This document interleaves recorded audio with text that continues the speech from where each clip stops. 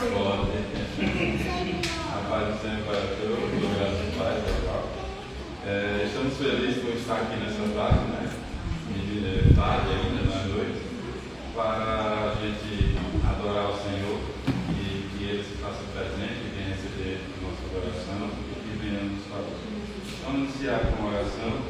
Gostaria que os irmãos, na oração inicial, pudessem em pé, para que possamos orar. Bendito Deus, eterno Pai, muito obrigado, Senhor, por esse momento da tua casa. Que o Senhor possa receber a nossa oração e possa chegar ao seu trono como cheiro suave. Que o Senhor possa também nos dar graça, segundo a tua misericórdia, possa nos falar através da tua palavra. Que possamos ouvir a tua voz, para que possamos fazer a tua vontade e viver dias felizes e dias santos aqui nessa terra. E possamos servir de testemunhas do teu Evangelho. Em nome do teu Filho Jesus Cristo, nós te pedimos e já te agradecemos. Amém. Eu convido as irmãs que estão na frente dos louvores para ficar à vontade e nos trazer.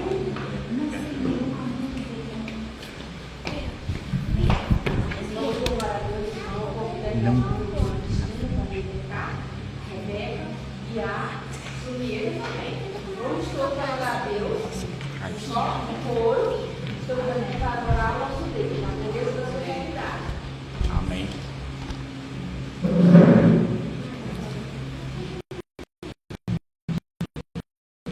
Muita glória.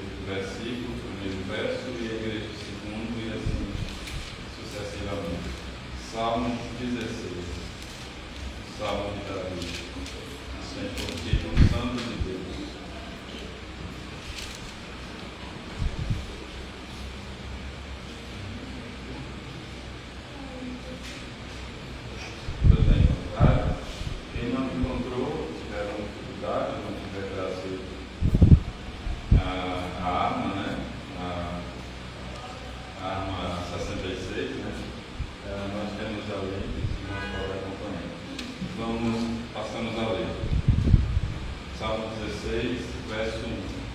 Guarda-me, ó Deus, por quem em ti me refugio. Minha alma disse ao Senhor, Tu és o meu Senhor, a minha vontade não chega à tua presença.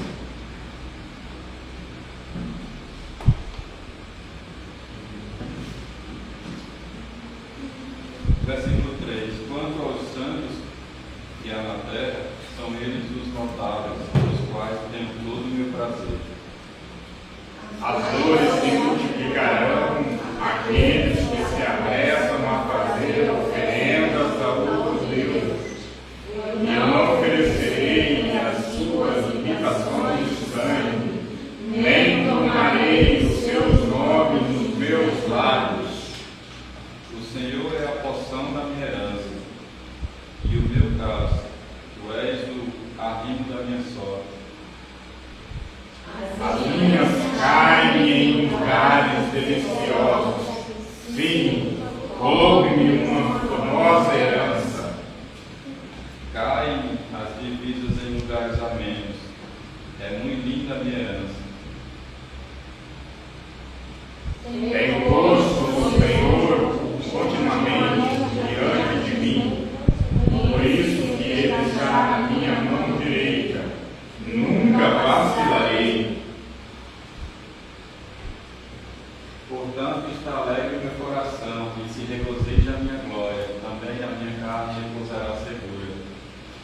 Pois não deixarás Minha alma no inferno, nem permitirás que o teu santo veja a corrupção. 11 todos. Faz-me asas ver a vereda da vida. Na tua presença há fartura de alegrias. Na tua mão direita há delícias perpetuamente. Amém. Vamos, ensinando essa palavra, vamos fazer uma oração, agradecendo a Deus por essa palavra. Eu convido o Vitor para nos levar a Deus em oração.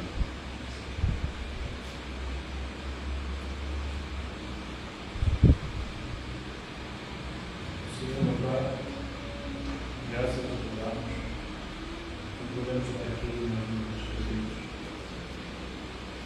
Verdadeiramente, o Senhor nos guia segundo o seu caminho, para-nos alcançar a sua herança.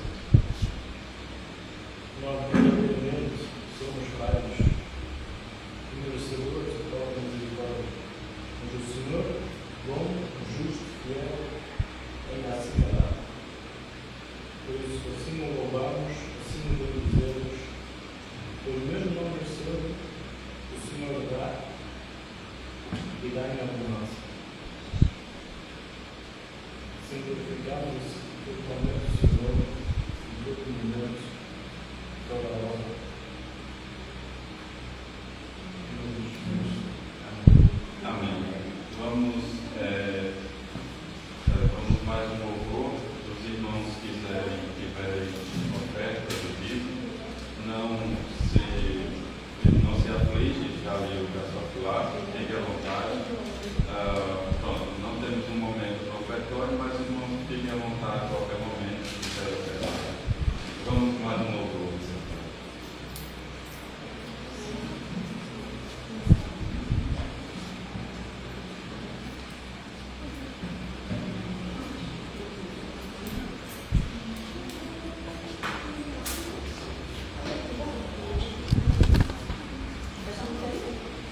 Que sofrimento te causei, ó Deus, ao meu exemplo fraco tropeçou. Eu não andei nos bons caminhos teus, perdão, Senhor. Se vão e fútil foi o meu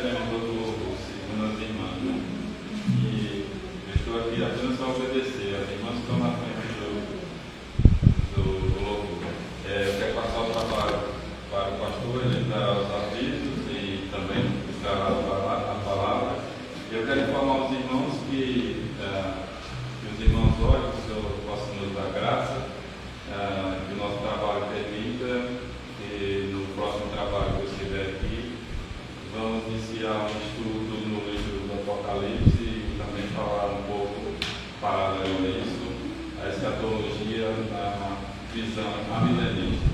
Os irmãos tiverem curiosidade de saber quem vai ser o anticristo, de onde ele vai vir, o que é que tem a ver a guerra de Israel com o Irã, com Hamas, se isso está nas profecias bíblicas. Que o Senhor possa nos dar graça, o nosso patrão possa nos ajudar e possamos estar. Amém?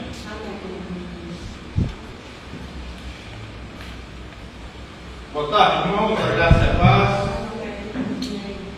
Eita, está todo mundo com fome. Irmãos, agora sim, melhorou.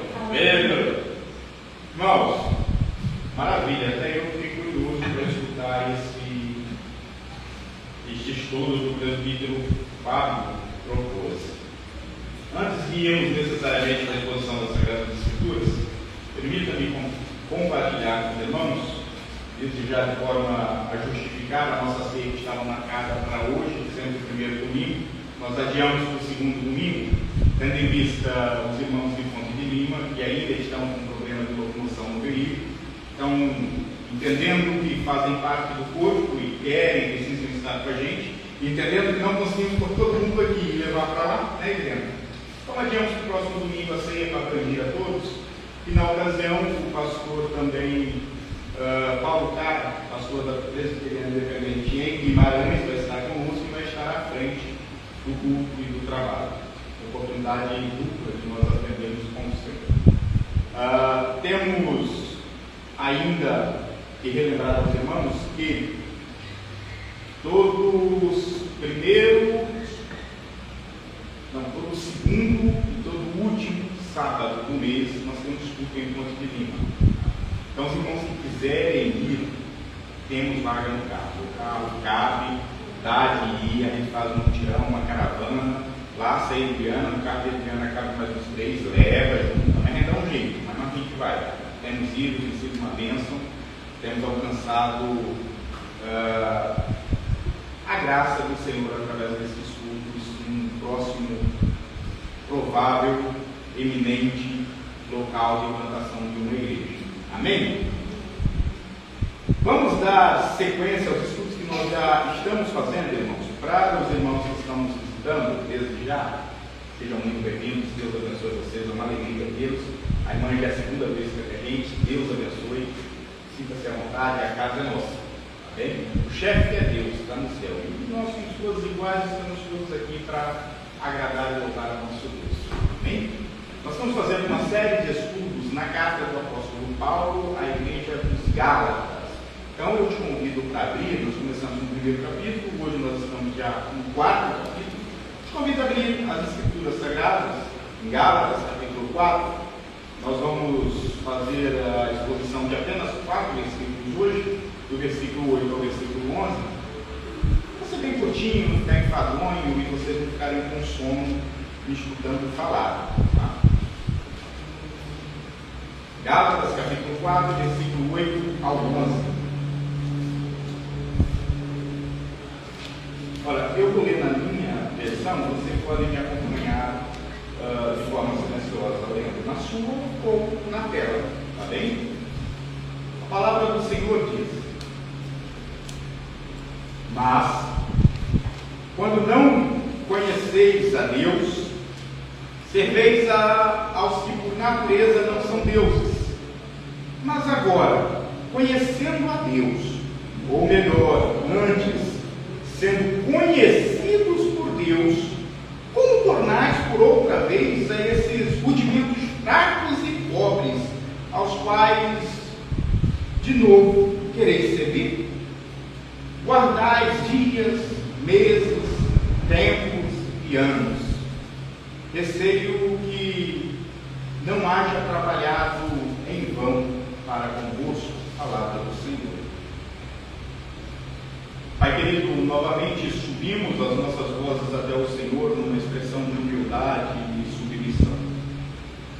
Peço ao Senhor que neste momento que vamos iniciar o estudo das Sagradas Escrituras, que o Senhor possa conduzir-nos de forma a ficarmos fiéis aos ensinos bíblicos e à sua vontade.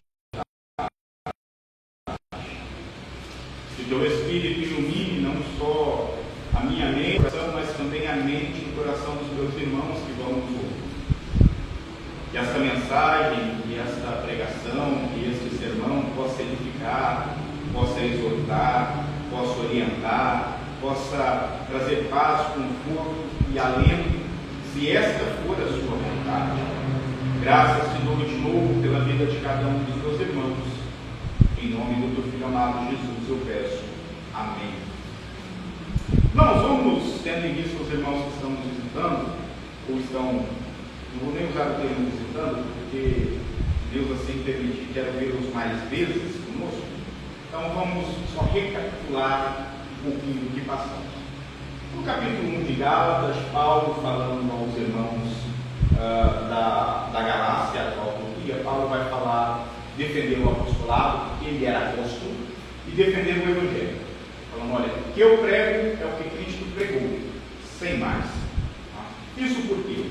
Porque dentro dessa igreja, os Gálatas, uma igreja que nessa altura, essa carta foi escrita por volta de 46 a 49 depois de Cristo, é uma igreja que já existia pessoas ali que queriam perverter. Olha, em vez disso que você está falando, para vocês serem cristãos, vocês precisam guardar o sábado, vocês precisam se circuncidar, vocês precisam fazer uma série de coisas que está prevista na lei. E Paulo vai combater isso. Paulo vai lutar contra isso.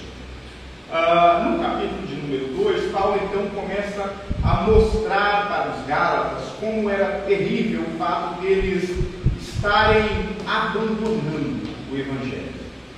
No capítulo de número 3 e 4, Paulo entra numa narrativa de pregar a liberdade que há em Cristo.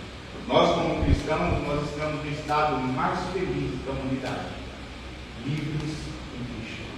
Não há mais um jugo opressor sobre os nossos ombros, não há mais um peso que nos trava, que nos empurra para a condenação. Pelo contrário, hoje somos livres em Cristo para a vida eterna com Cristo em Deus. E hoje nós vamos falar um pouco, ainda defendendo essa liberdade, sobre como isto é importante e qual é o principal problema contra essa liberdade vivido pelos Gálatas de hoje. Basicamente, irmãos, hoje nós vamos falar sobre a idolatria que os Gálatas viviam. Nós vamos entender um pouquinho sobre isso.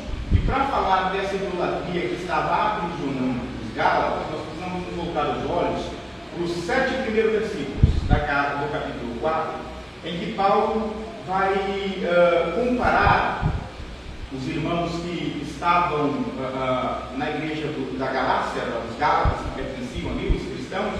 Paulo vai dizer que eles estavam como crianças de 5, 6 anos, que eram herdeiros de um reino inteiro. Todo o reino era daquela criança, ela era herdeira.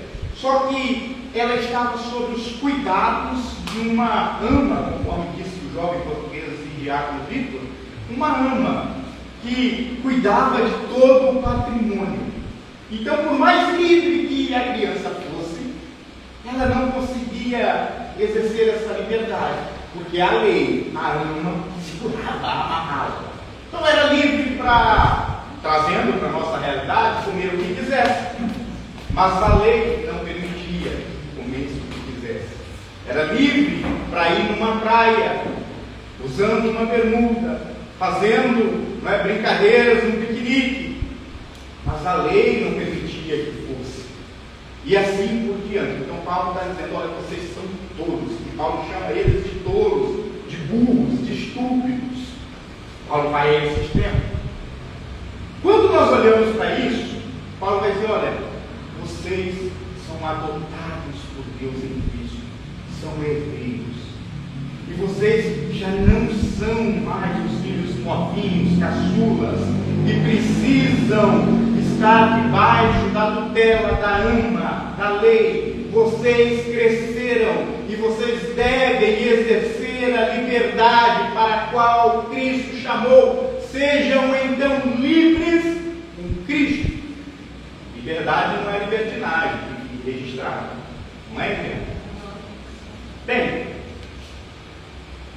pela livre e abundante graça de Deus, ocorre uma mudança muito feliz no homem, no coração do homem, que faz com que os homens, neste caso específico aqui, os Gálatas, eles abandonassem ídolos e se voltassem para o Deus vivo, recebendo então por meio de Cristo a adoção de filhos. Mas quais eram esses ídolos dos Gálatas?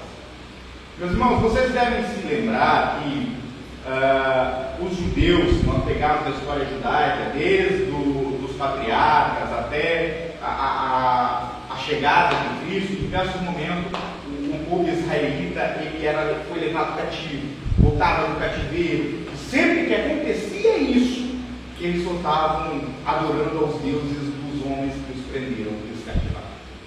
Não era diferente aqui.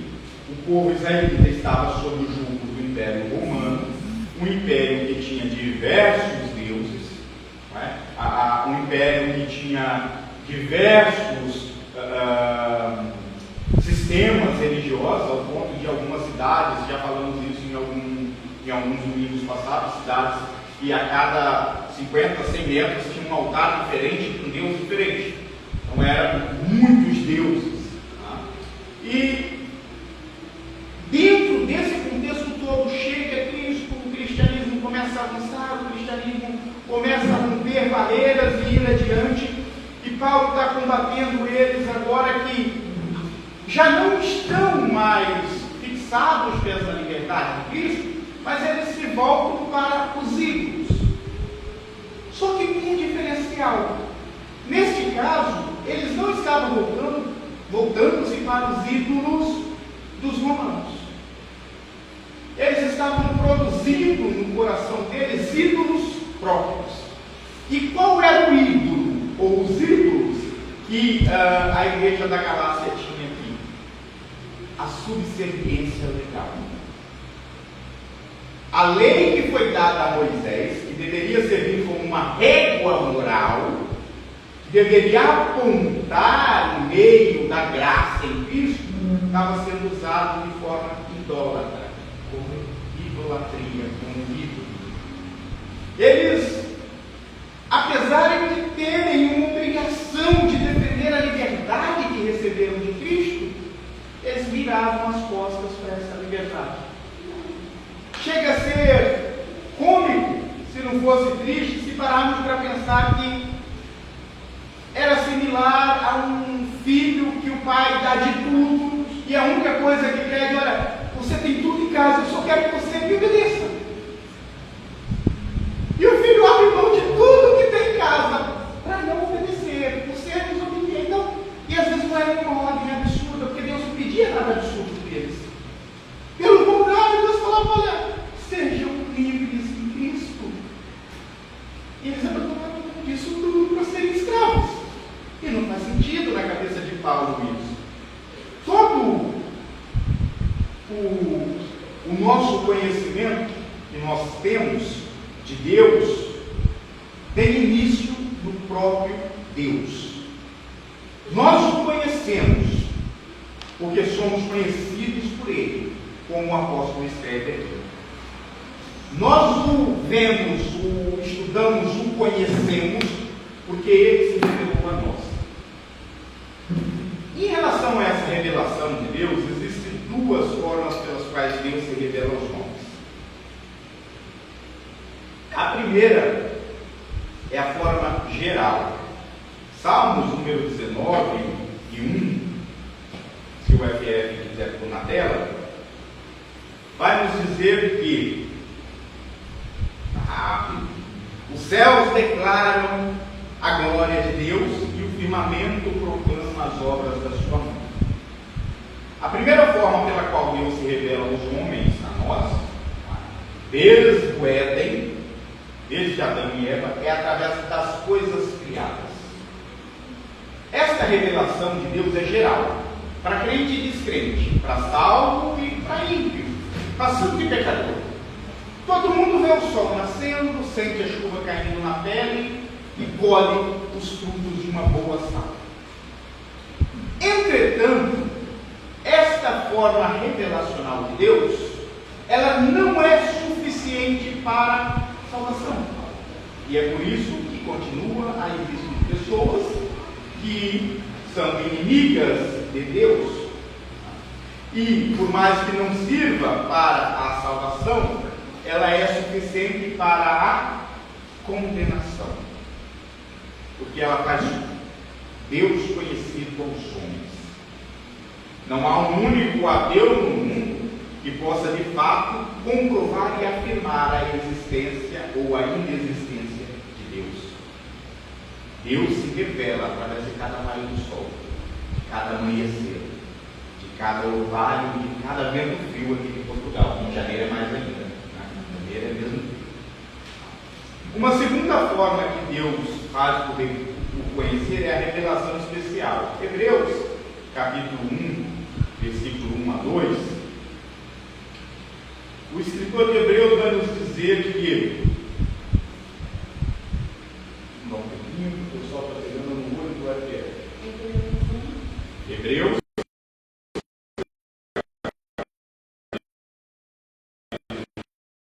1, versículo 1 a 2. Amém.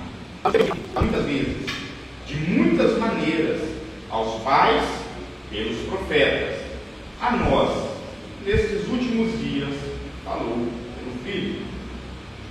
O que esse plano de Deus está dizendo é que antigamente, no Antigo Testamento, nós temos um período patriarcal dos pais, em que os patriarcas parecem ter uma linha direta com Deus, que falavam com Deus, como eu falo com vocês esta noite. Depois nós temos o período dos profetas, em que os profetas eram os oráculos de Deus, eles eram incumbidos de escutar e transmitir a mensagem do Senhor para todo o povo, mas nós, e lembre-se que nós falamos no final do capítulo 3 sobre a consumação dos tempos, o início do fim, quando a gente fala, o Fábio falou aqui do Apocalipse, do Anticristo, o fim do mundo, coisas que colocam temor no coração de muita gente hoje, não é? O início do fim se inicia com Cristo. Nós vivemos já nos últimos dias, desde Cristo. E Paulo vai falar sobre isso quando fala sobre a consumação dos tempos, aí em Gálatas, capítulo 6, nos últimos versículos. Tá? Esta revelação de Deus hoje, para nós que estamos nos últimos tempos, se dá em Cristo. E esse é o porquê Paulo se revolta com os Gálatas. Paulo olha para os Gálatas e fala: olha, vocês têm a revelação plena de Deus. Muitos de vocês estavam vivos quando Cristo caminhou sobre a terra. Muitos de vocês escutaram dos seus pais, que escutaram do próprio Cristo o ensinamento.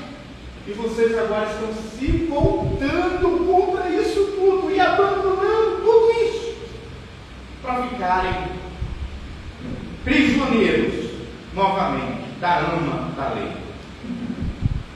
Fato é que esta revelação de Deus, Cristo, ocorre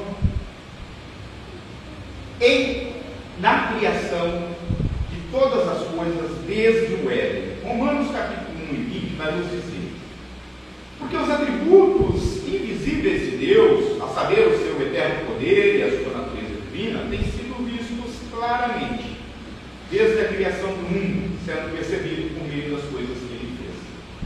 Quando nós olhamos para Cristo e olhamos para o Antigo Testamento, nós vamos ver que, mesmo no Antigo Testamento, a salvação se dá através do Cordeiro de Deus, de Cristo. Como que isso ocorre? Através da fé.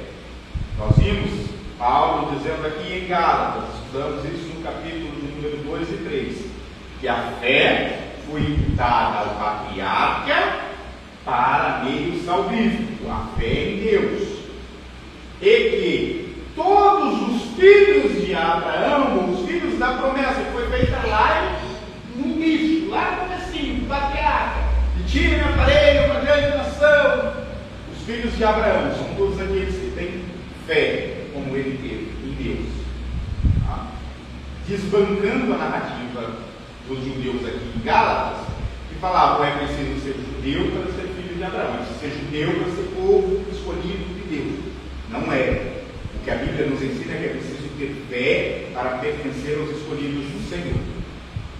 No Antigo Testamento, nós temos símbolos, nós temos uma sombra do que haveria de vir, Cristo Jesus. Se olharmos, por exemplo, como os pecados eram perdoados no Antigo Testamento, era através do sacrifício de um cordeirinho, sem mácula, perfeito, na melhor idade, mais produtiva. Assim como foi para nós o sacrifício de Cristo na cruz, aos 32, 33 anos, no ápice do vigor físico, no ápice da hombridade. Cristo foi ser sacrificado voluntariamente. Assim como o cordeirinho ficava, antes de ser sacrificado, 3 dias separados, nós vemos isso na instituição da Páscoa do Antigo Testamento, o cordeirinho ficava 3 dias separado, para que pudesse olhar, para ver se não aparece nenhum problema, nenhuma mancha, nenhum defeito físico. Ele ficava 3 dias separado. Depois desses 3 dias, estando perfeito, era sacrificado. Cristo ficou separado 3 dias também dentro do sepulcro dos homens. Então há similaridades, porque o antigo aponta para o novo, a lei aponta para a liberdade. As profecias do Antigo Testamento levam e conduzem até de Jesus Cristo. Bem, agora nós temos um problema quando trazemos isso para os nossos dias, porque até agora nós só contextualizamos todo o quadro. Vamos puxar isso para a nossa igreja, para a nossa realidade, hoje, em 2025. Não resta dúvida para mim, tenho certeza que nenhum para vocês, que o cristianismo bíblico, e eu não estou falando aqui da igreja presbiteriana independente, da igreja batista, da igreja assembleia, da igreja que for, não estou falando da placa. Eu estou dizendo do cristianismo bíblico, que a Bíblia ensina. Não resta dúvida que a Bíblia condena veementemente a idolatria. Só que, infelizmente, muitos cristãos do presente século continuam a praticar a idolatria espiritual no seu coração. Pastor, como assim? Irmãos, se nós amarmos mais um ser humano, seja esse ser humano nosso filho, nossa mãe, nosso esposo, nossa mulher, quem for, se nós amarmos mais esse ser humano do que Deus, nós somos servidores. Se nós amarmos mais qualquer uma das coisas que nos interessa nessa terra do que nós amamos a Deus, nós estamos sendo idólatras. Porque isso se torna o centro da nossa vida, do nosso coração. E não é que você deva amar menos o seu filho, não é que você deva amar menos sua esposa, seu marido, sua mãezinha ou seu paizinho, não. Não é que você deva diminuir o amor que você sente por eles. Você só precisa aumentar o amor que você sente por Deus. Você só precisa destronar. Eu só preciso destronar o que está no centro do meu coração, para que este incircunciso coração tenha o trono livre do Cordeiro de Deus sentado. Alguns têm aqui na terra um amor às suas riquezas. E essas riquezas estão então imputadas como seus deuses. Outros têm seu amor voltado aos prazeres momentâneos, como o comer, o beber, o lazer.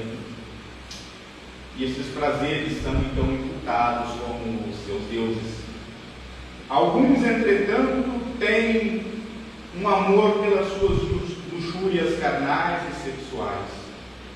Outros, infelizmente, amam o próprio intelecto, e a inteligência deles os torna tolo, assim como tornou a igreja de Roma. Outros ainda amam, como Narciso, a própria beleza. Não sei se vocês já ouviram falar sobre o mito de Narciso. Narciso é um personagem da mitologia grega, e a história desse jovem vai dizer que ele era extremamente bonito, o mais belo. E um dia ele, caçando, ele passa por um riacho, vê o reflexo na água e fica perdidamente apaixonado pela própria imagem na água. Isso leva à morte por obsessão, por amor excessivo ao seu próprio reflexo. Narciso se aproxima da água e, na tentativa de abraçar a própria imagem, afunda na água e vê que a imagem se dissipa. Então ele resolve simplesmente ficar parado, olhando para a imagem bela que ele via na frente. Isso faz com que ele define e que ele morra de fome e sede. O que esse mito, essa história nos ensina? Nos ensina que a beleza de Narciso se transformou em uma obsessão. Nos ensina que a vaidade e o egocentrismo nos leva a se apaixonar por nós mesmos, ignorando os sentimentos e as consequências das nossas ações para os outros. Daí que vem a palavra narcisismo do presente século, uma pessoa, um indivíduo que com muito ou excessivo amor próprio, admiração por si mesmo, ao ponto de faltar empatia com os outros. Este mito serve como um lembrete, para que nós não coloquemos nada no nosso coração, no dono do nosso coração, mesmo que sejam coisas belas e formosas, porque isso é uma armadilha para o nosso ego, para quem nós somos, para a vaidade que habita em nós. O que certamente, como ocorreu no mito, ocorrerá na vida real, nos levará à morte. Talvez não à morte física, mas à morte espiritual. Por isso há muitos entre vós fracos e doentes, e muitos que dormem, que são mortos. Paulo escreveu aos Coríntios, o texto que nós lemos repetidas vezes na Santa Ceia. A questão é que muitos, mesmo sem saber, adoram deuses da sua própria imagem, como Narciso. Um Deus que é feito todo de misericórdia, sem nenhuma justiça, que não exorta, que não corrige. Um Deus que parece ser adepto à educação positiva. É sempre simples. Não, está bem. Mas que nunca tira o chinelo para dar umas boas pomadas de fim. Eu me lembro, os irmãos que já me conhecem há mais tempo sabem que eu gosto de assistir séries televisivas, e eu me lembro de um episódio, eu acho que o Vitor já me escutou contando isso, de uma série chamada Deuses Americanos, que vai contrastar os deuses mitológicos de várias culturas antigas com o que eles chamam de deuses modernos. Dentro dos deuses modernos está a televisão, está a internet, pornografia e muitas outras coisas. E eu me lembro de um episódio que retratou o aniversário de Cristo, a Páscoa. E o personagem principal, então, é guiado durante esta série, esta jornada, por um personagem mitológico nórdico, Odin. E eles entram numa mansão. E quando eles adentram nessa mansão muito bonita, quem vai abrir a porta é um homem, vai fazendo ali, o ator fazendo Jesus Cristo. O ator recebe, ok, muito obrigado, parabéns, pronto, estão dando parabéns para Jesus. Eu queria ver onde ele ia levar e continuar assistindo o episódio. Daí tem lá a figurinha do coelho da Páscoa, correndo de um lado para o outro, saltitando. Tá bem, está ficando interessante. E quando eles passam, que vão para a área externa, aquilo tinha milhões e milhões de figuras como Jesus Cristo. Uns mais gordinhos, outros mais magrinhos, uns negros, outros brancos, e muitos Jesus, ali, muitos. E aí vai, o roteirista vai explicar o que é daquilo. Né? E aí o homem pergunta para Odin, que estava acompanhando ele sobre, e a moral do episódio é que para cada ser humano na Terra haveria um Jesus de estimação. E a mensagem que ficou para mim, porque há uma teologia em tudo, irmãos, não se enganem. Há teologia em tudo, desde o Papaléguas correndo do coiote, até um filme de terror ou o que for. Há uma teologia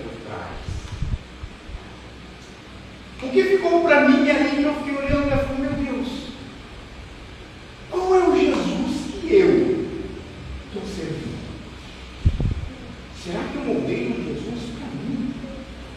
Peguei só as coisas que eu queria na história narrada nas Escrituras, do Cristo revelado, e transmiti isso em um Jesus que servia para mim. E a partir desse momento eu comecei a analisar toda a minha fé e a minha crença, para chegar à conclusão que muitos no meio cristão, no meio da cristandade, têm um Jesus de estimação. Eles não têm aquele Jesus que entra dentro do templo, Adriana, com chicote e dá uma chicotada no povo que estava fazendo nada. Não tem. Eles não têm aquele Jesus que é anunciado por João Batista. Eles não têm o Jesus que olha para o jovem rico e fala: olha, vende tudo o que tem e dá aos pobres. Eles não têm um Jesus que contesta.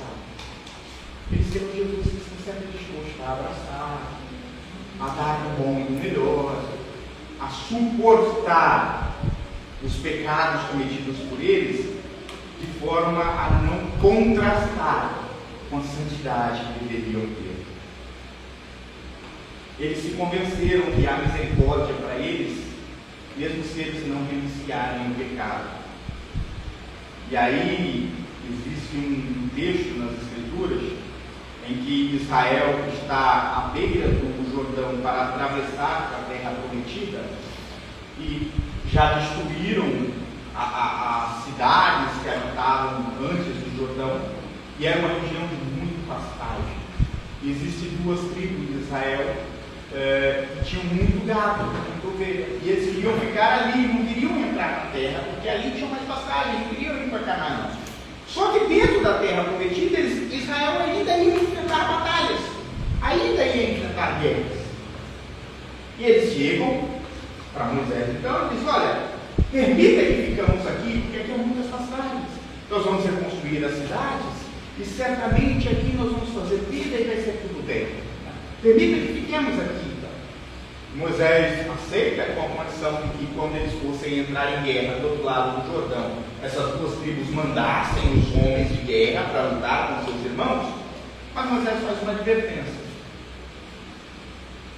cuidado, se não fizerem assim, certamente o vosso pecado vos achará. Que essas pessoas esquecem é que os nossos pecados, o meu pecado, o seu pecado, ele nos encontra constantemente. E eu, com só 33 anos de idade, posso afirmar isso com toda certeza, que de vez em quando Deus testa com o meu pecado. De vez em quando eu bato de testa com as minhas dificuldades, com as minhas fraquezas, com os meus pecados. O nosso pecado nos encontra. E é por isso que nós temos aqui constantemente, ensinamos os irmãos a importância de orar, de confessar o pecado a Deus, de buscar súplica, de pedir perdão, de se submeter, de se ajoelhar perante o Senhor e rasgar o seu coração em arrependimento. Quando nós falamos de idolatria, é muito fácil imaginar a idolatria estrutural. Não é uma idolatria criada através de estruturas ou de rituais do paganismo, não é? Que você vê, você toca, é sensível ao tato. Mas não é essa a idolatria que tem matado a igreja. O que tem matado a igreja, aqui eu falo da igreja invisível de Deus, composta por crentes do passado, presente e futuro, composta por várias tribos, raças e nações.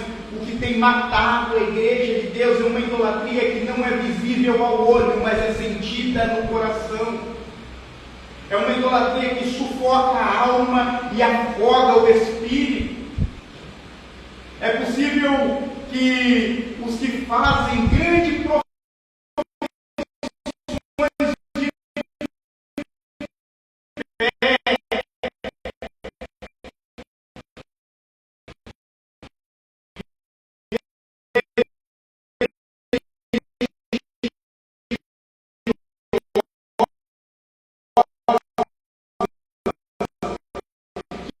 vão a vida toda o Evangelho de Cristo. Parece que quanto maior é a misericórdia mostrada por Deus ao levar alguém a conhecer o Evangelho, maior, e quanto maior for a liberdade e os privilégios que essa pessoa recebe de filho, maior o pecado e a tolice que esses homens têm ao tolerar que eles mesmos sejam privados disso.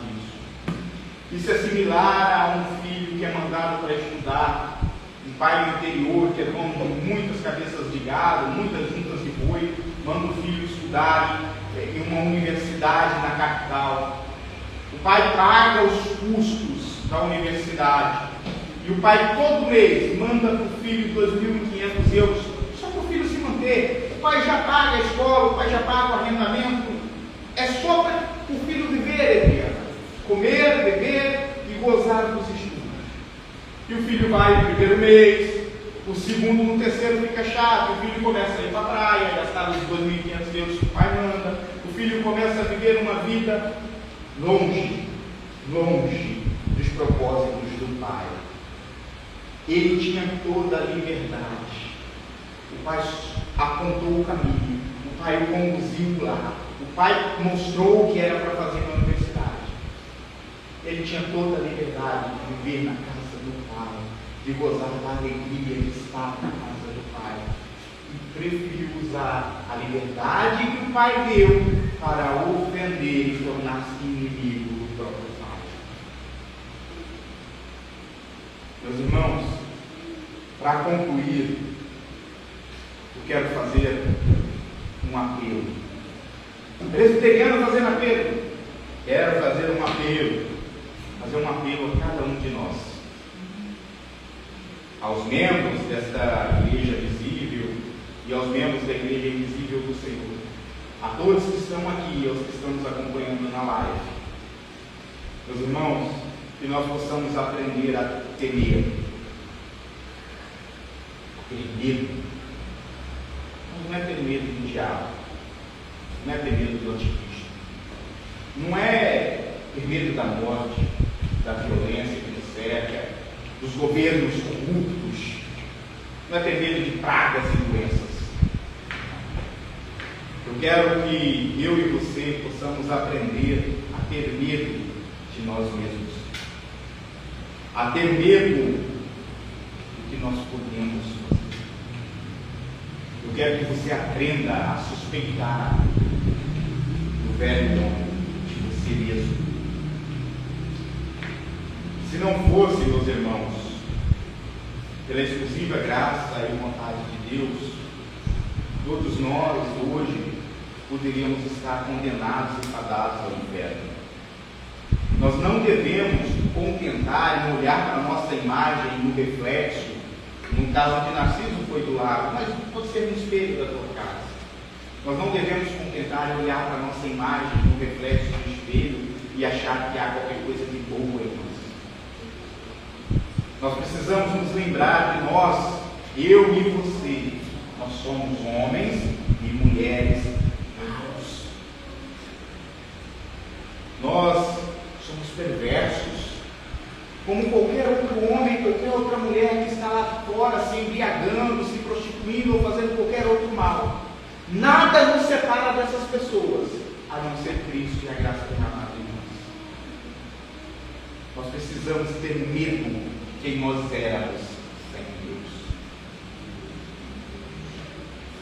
Paulo teme que tudo que ele fez junto à igreja dos Gálatas pudesse ser em vão, e é isso que está no último versículo que nós lemos hoje, versículo número 11.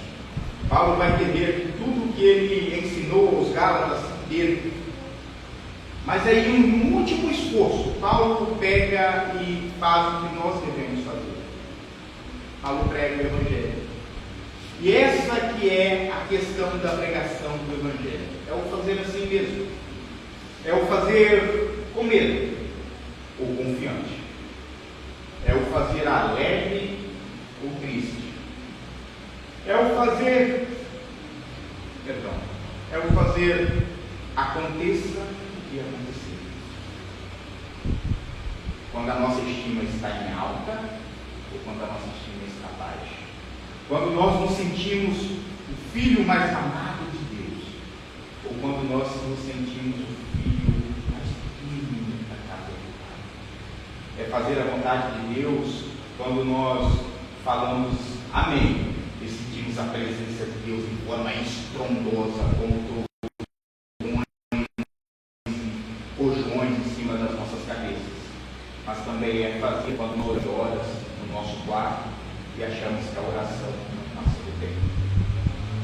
Fazer a vontade de Deus é obedecer ao Pai e anunciar o Evangelho, apesar de todas as coisas. Por fim, isso deve nos lembrar, a cada homem, a cada mulher, qual é o nosso lugar, para que nós somos chamados de igreja. Nós somos chamados para servir, não para ser servido. Nós somos chamados para amar a Deus acima de todas as coisas, Julieta, mas amar o próximo como a nós mesmos. Eu peço, meus irmãos, que as minhas palavras nesta noite, nesse sermão, elas possam ser como um conjunto de sinos de uma capela muito grande, ressoando na mente de vocês. E cada palavra que eu disse aqui possa ser similar a um martelo, martelando no seu coração como tem martelado o meu. Que o Espírito Santo, em sua infinita plenitude e misericórdia, possa usar as palavras desse homem mau que está falando com vocês, para edificar, constranger, incomodar vocês, tanto quanto ele tem incomodado constantemente. E no mais, eu só posso dizer que Deus tem misericórdia de nós. Amém? Feche seus olhos e me acompanhe em oração. E no final, não esqueça do tríplice amém. Pai, mais uma vez eu lhe dou graças pela vida dos meus irmãos aqui, pelos irmãos que estão assistindo ao vivo e vão acompanhar mais tarde esta live. Senhor, eu peço ao Senhor que nos dote da capacidade de examinar constantemente o nosso coração, para que possamos destronar dos nossos corações tudo aquilo que se assenta no seu lugar. Não permita que sejamos idólatras, amantes de nós mesmos, sem piedade ou sem misericórdia para com nossos irmãos. Não permita, ó Pai, que confundamos o amar do Senhor com o prazer de qualquer outra coisa. Que o nosso coração seja um trono e a casa do seu Santo Espírito. Que a nossa mente seja iluminada pelo Senhor e pela sua vontade, que tenhamos prazer em estar juntos na tua casa e prazer em estar meditando na tua lei, quando só estivermos nós e o Senhor. Pai, que esta semana que está iniciando seja uma semana repleta de oportunidades de pregar o seu Evangelho, de anunciar ao Senhor, de orar pelos enfermos, de estender a mão aos famintos e de dar água aos sedentos. Que possamos exercer o ministério para o qual o Senhor nos chamou, de amar ao próximo, como o Senhor nos ensinou a fazer. Te louvo e te agradeço, e peço as suas infinitas misericórdias sobre as nossas vidas. Amém. Que a graça de nosso Senhor e Salvador Jesus Cristo, o amor de Deus Pai, a doces comunhão e a consolação do Espírito Santo esteja com todos vocês, hoje e sempre. Você diga amém.